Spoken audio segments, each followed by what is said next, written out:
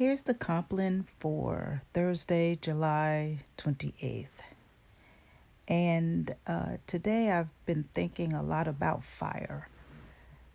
You know, the when fire is good, right? When fire has a purpose. Even in nature, when there are forest fires, it's a purpose. It's a rebirthing kind of process. The land has to go through a period of cleansing and rebirth, and so that's why a lot of forest fires come. And then it's amazing to see that even in charred land, when things start to regrow and life begins again, you'll see all of these little green shoots up in a landscape of charred area. And I think that is when I've seen that, in nature, and when I've seen that on the documentaries on, the Discovery Channel, it is beautiful to see.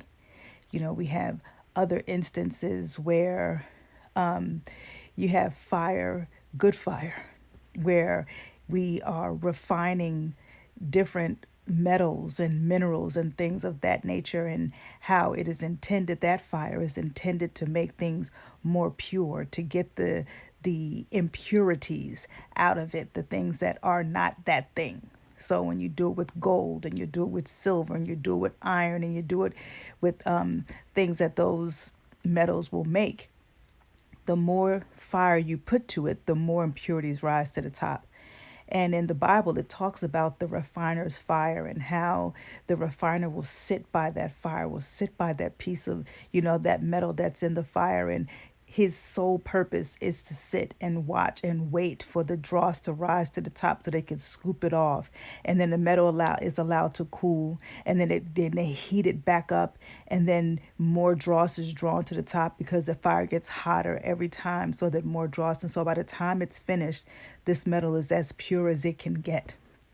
And the time and the attention and the patience of the refiner during that process, and how when we go through different fires in our lives, and God sits by us carefully watching to make sure that he can get every piece of impurity, that nothing happens to us as we're becoming more pure, becoming more of who we are intended to be. The fires are to get out those things that are harming us, and that could break us, and that could cause us to be less. So as we go through our time, remember, the refiner's fire is for our benefit. That's when good fire comes into play.